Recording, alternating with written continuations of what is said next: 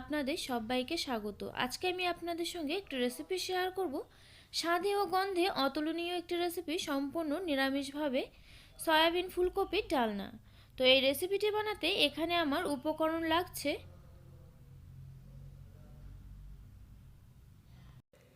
এখানে রয়েছে সয়াবিনগুলোকে আমি 5 মিনিট মতো গরম জলে ভিজিয়ে রেখে 4 থেকে 5 বারের মতো খুব পরিষ্কার করে ধুয়ে নিয়েছি। রয়েছে একটা মিডিয়াম সাইজের ফুলকপিটাকে আমি মিডিয়াম সাইজ করে এভাবে কেটে নিয়েছি। রয়েছে দুটো আলুগুলোকে আমি মিডিয়াম সাইজ করে কেটে নিয়েছি। রয়েছে পরিমাণ মতো নুন, চিনি হাফ চা চামচ, হলুদ গুঁড়ো 1 চা চামচ, কাশ্মীরি লঙ্কা গুঁড়ো 1 চা চামচ।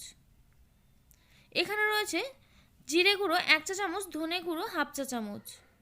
রয়েছে গরম মশলা গুঁড়ো 1 চা চামচেরও একটু কম, ঘি রয়েছে 2 চা চামচ, টক দই রয়েছে 3 চা চামচ। এখানে রয়েছে কাঁচা লঙ্কা বাটা, রয়েছে আদা বাটা, রয়েছে একটা বড় সাইজের টমেটো। আর এখানে রয়েছে ফোড়নের জন্য তেজপাতা, শুকনো লঙ্কা, গোটা এলাচ, দারচিনি, লবঙ্গ। এখন আমি রান্নাটা করার জন্য প্রথমে সয়াবিনগুলোকে ভেজে নেব। এর জন্য এতে দিয়ে দিচ্ছি নুন, দিয়ে দিচ্ছি হলুদ গুঁড়ো। নুন হলুদ গুঁড়ো দিয়ে সয়াবিনগুলোকে খুব ভালোভাবে একটু ম্যারিনেট করে নিতে হবে।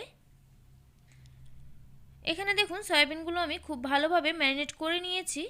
এখন আমি একটি কড়া বসিয়ে দিয়েছি আর কড়াতে দিয়ে দিয়েছি বেশ কিছু পরিমাণ তেল। তেল গরম হয়ে এলে এতে আমি দিয়ে দিচ্ছি সয়াবিনগুলোকে। আর সয়াবিনগুলো কিন্তু খুব বেশি করে ভাজার কোনো প্রয়োজন নেই, হালকা করে একটু এভাবে নেড়ে চেড়ে নিয়ে ভেজে নিলেই হয়ে যাবে। এখানে দেখুন হালকা করে সয়াবিনগুলো আমি ভেজে নিয়েছি আর সয়াবিন থেকে কাঁচা গন্ধটা কিন্তু চলে গিয়েছে। আর এখন আমি সয়াবিনগুলোকে তুলে নিচ্ছি। সয়াবিনগুলোকে তুলে নিয়ে এখন আমি এ কড়াতে আবারও কিছুটা তেল অ্যাড করে দিচ্ছি। এখন আমি এ তেলেতে ভেজে নেব ফুলকপিগুলোকে কিন্তু আমি হালকা করে ভাজবো না, বেশ লালচে করে একটু নেড়ে চেড়ে নিয়ে ভেজে নেব যতক্ষণ না এই ফুলকপি থেকে কাঁচা গন্ধটা চলে যায়।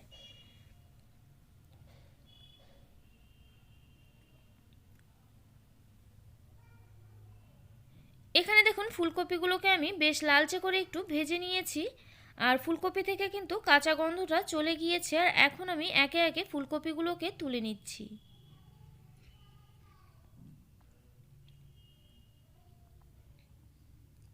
ফুলকপিগুলোকে তুলে নিয়ে এখন আমি এ তেলেতেই ভেজে নেব আলুগুলোকেও নেড়ে চেড়ে নিয়ে আমি বেশ লালচে করেই একটু ভেজে নেব।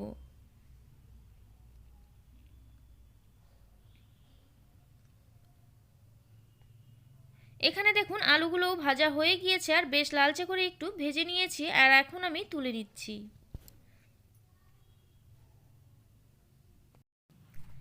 এখন আমি এ কড়াতে আবারও কিছুটা তেল অ্যাড করে দিচ্ছি। এরপর এতে দিয়ে দিচ্ছি তেজপাতা, দিয়ে দিচ্ছি শুকনো লঙ্কা, দিয়ে দিচ্ছি গোটা এলাচ, দারচিনি, লবঙ্গ। আর এখানে এলাচটাকে আমি একটু ফাটিয়ে নিয়েছি, এতে করে কিন্তু এই ফোড়নের গন্ধটা আরও বেশি ভালো হয়।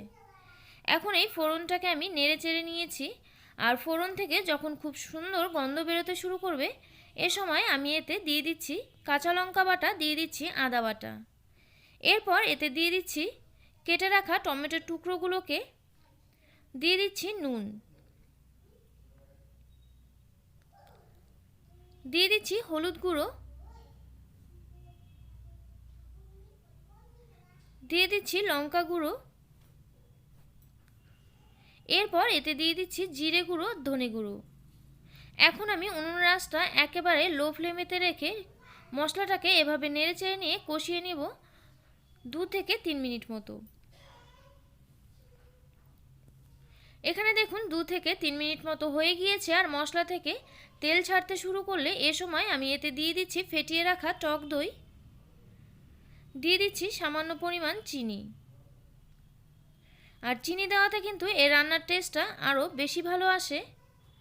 এখন আমি উনুনের আঁচটা আবার মিডিয়াম ফ্লেমেতে রেখে মশলাটাকে কষিয়ে নেব 1.5 থেকে 2 মিনিট মতো।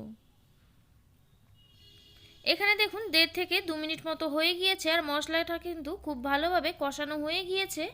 আর এখন আমি এতে দিয়ে দিচ্ছি ভেজে রাখা আলুর টুকরোগুলোকে, দিয়ে দিচ্ছি ফুলকপির টুকরোগুলোকে। এভাবে আলু ফুলকপির টুকরোগুলো দিয়ে এখন আমি আবারও নেড়ে চেড়ে নিয়ে কষিয়ে নেব 1.5 থেকে 2 মিনিট মতো।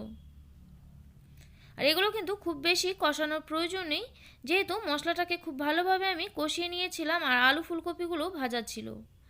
এখানে দেখুন 1.5 থেকে 2 মিনিট মতো হয়ে গেলে এতে আমি দিয়ে দিচ্ছি জল। আর এই রান্নাটাতে আমি গরম জল ব্যবহার করছি, আর রান্নাতে কিন্তু গরম জল ব্যবহার করলে রান্নার স্বাদটাকে আরও বাড়িয়ে দেয়। এখন আমি এই সমস্ত কিছুকে খুব ভালোভাবে একটু এভাবে নেড়ে চেড়ে নিচ্ছি, আর এভাবে নেড়ে চেড়ে নিয়ে ঝোলটা আমি খুব ভালোভাবে একটু ফুটতে দেব।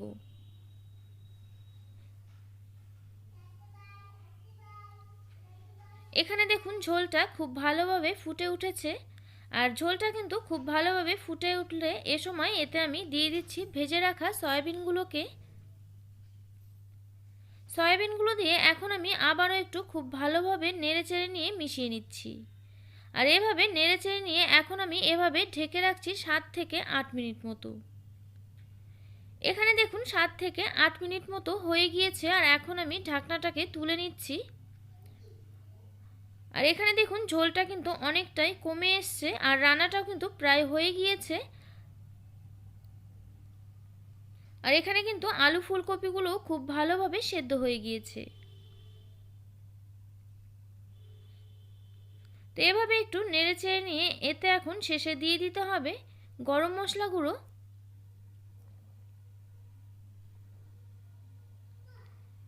এরপর এতে দিয়ে দিচ্ছি ঘি। আর এই রান্নাটাতে কিন্তু ঘি ব্যবহার করলে এর ফ্লেভারটা কিন্তু দারুণ আসে।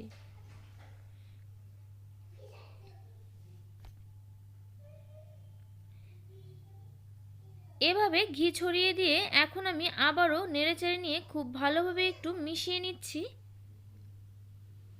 আর এভাবে মিশিয়ে নিয়ে এখন আমি উনুন আঁচটা একেবারে লো ফ্লেমেতে রেখে ঢেকে রেখে হতে দেব 1 মিনিট মতো।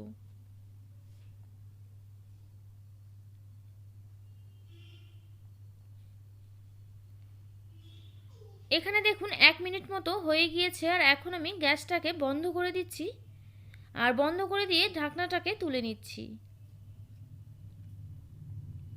এখানে দেখুন ঢাকনাটাকে আমি তুলে নিয়েছি, আর রান্নাটা কিন্তু হয়ে গিয়েছে, আর এখন আমি নামিয়ে নেব।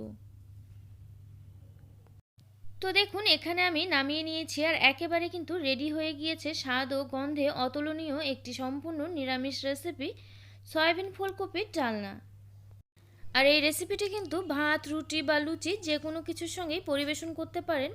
আর আপনারা অবশ্যই একবার এভাবে বাড়িতে ট্রাই করবেন, আশা করছি আপনাদেরও খুব ভালো লাগবে। আর আমার এই ভিডিওটি আপনাদের কেমন লাগলো অবশ্যই কমেন্ট করে জানাবেন। আর আমার এই ভিডিওটি যদি আপনাদের ভালো লেগে থাকে অবশ্যই লাইক করবেন, শেয়ার করবেন, আর আমার এই চ্যানেলটিকে সাবস্ক্রাইব করবেন। পাশে থাকা বেল আইকন অবশ্যই প্রেস করে দেবেন, এতে করে আমার নিত্য নতুন ভিডিওর আপডেট আপনাদের কাছে